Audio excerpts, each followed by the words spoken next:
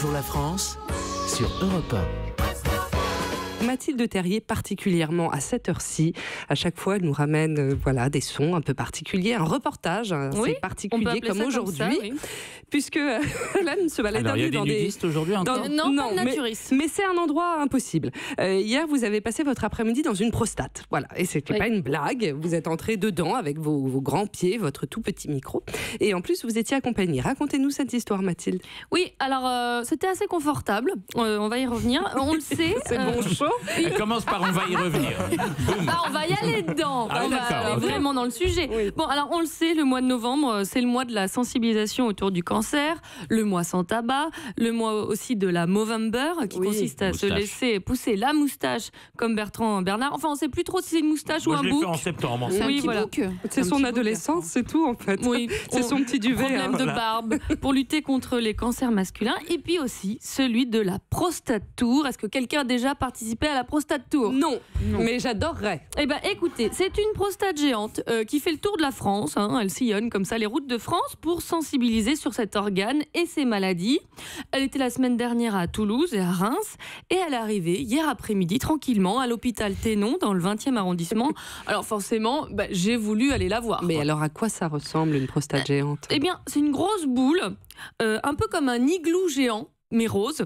À l'intérieur, c'est assez bruyant parce que c'est une structure gonflable avec 2 gros coussins de chaque côté pour vous empêcher de passer, pour vous mettre un peu des obstacles, pour montrer que la prostate, elle ne marche pas très bien. Parce que la prostate, je rappelle que c'est une petite glande normalement présente uniquement chez l'homme. Oui. Elle a la taille généralement d'une châtaigne.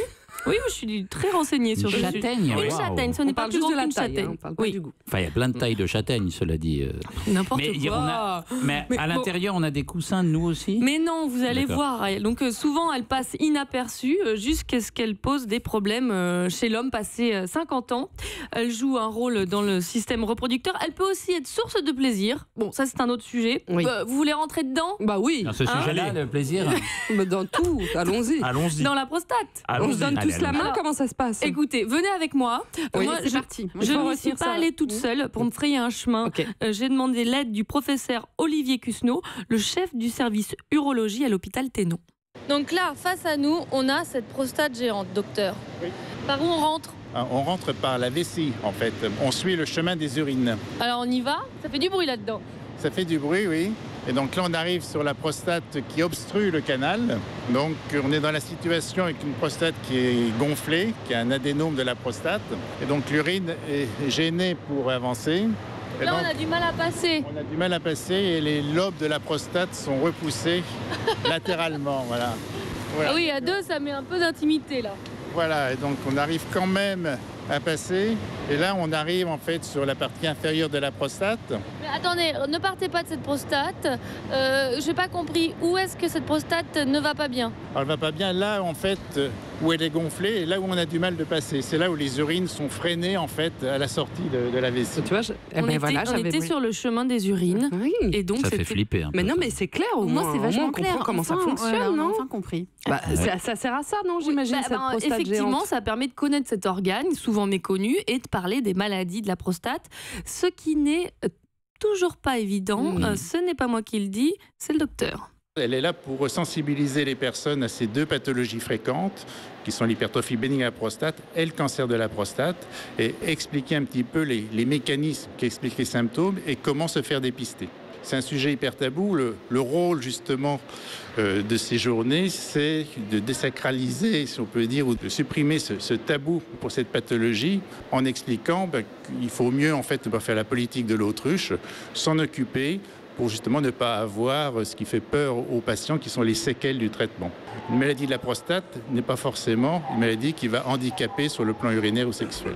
Oui, c'est ce que beaucoup d'hommes pensent. Ont peur de ça, et c'est un organe très intime, notamment quand il s'agit de dépister un cancer avec la pratique du toucher rectal, qui ne met pas tout le monde très à l'aise. Et puis il y a aussi l'image de la fin de l'érection, de la fertilité, de l'incontinence, bref, ça fait peur. Donc là, le but de cette prostate gonflable, c'est d'interpeller les passants pour qu'ils viennent s'informer, puisqu'à côté, on vous propose un dépistage gratuit en 1 heure. Oui, Donc ça, Dans la rue? Non, c'est à l'hôpital. On est à l'hôpital. En pleine rue. N'importe quoi. On est à l'hôpital. Cette prostate est En dans présence- le M'étonne que ça fait peur. Et en présence de toute votre famille. Mais n'importe quoi.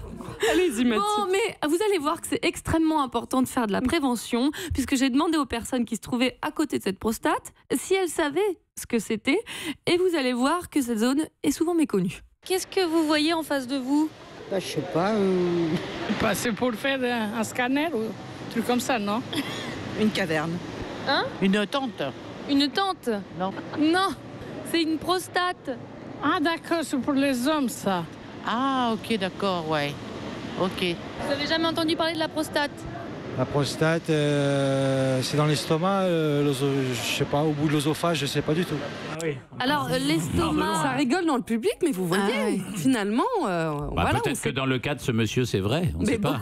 beaucoup d'hommes se ne trouve savent où, pas Ariel, où elle la se trouve. prostate? Je dirais qu'elle est à mi-chemin entre la vessie et le rectum, Parfait. quelque chose comme ça. Très bien, Voilà. vous connaissez bien votre leçon. Vous connaissez bien votre prostate. Oui, Mais oui, mais c'est important. c'est ma copine. Bah, j'espère. Et alors, sur Faut en ces prendre stands soin. de prévention, il y avait un autre moyen de parler de ce sujet d'une manière un peu ludique. C'est cette bande dessinée, elle vient de sortir, elle s'appelle Délicate Prostate, elle est signée du dessinateur 1. Et pourquoi vous rigolez, Ariel? Parce que la couverture est assez drôle. Hein. Eh bien oui, c'est son histoire personnelle qu'il a décidé de mettre dans des bulles, alors je lui ai demandé pourquoi. C'est un cas personnel, donc ce cas personnel, j'ai essayé de le traduire en bande dessinée pour que ça soit plus clair, que ça soit surtout informatif. On est quand même avec une population qui est passée du baby-boom au papy-boom, mais ça reste de l'ordre de l'intime, c'est très difficile à expliquer. Pour un homme, c'est très très très délicat. Donc le nom délicate prostate.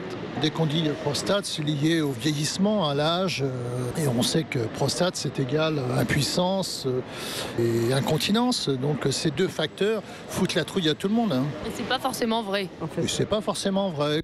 Alors ça peut paraître anecdotique comme ça, une bande dessinée, une prostate gonflable. Moi je trouve ça assez malin Mais d'en oui. parler d'une manière un peu détournée. Et puis Parce que ça détend surtout, ça détend un sujet C'est qui, ludique. qui peut et crisper certains qui est hommes. extrêmement important puisque c'est le cancer le plus présent chez l'homme avec 50 000 cas recensés chaque année et 8 000 décès. L'examen est vraiment pas très compliqué. Écoutez, j'espère qu'on vous a détendu avec cette visite de la prostate. Normalement, on n'y va pas à plusieurs, vous avez compris. Il suffit d'un doigt. Voilà, vous allez voir votre médecin et c'est un examen assez simple. Prenez soin de vous, je vous en supplie. Europe 1.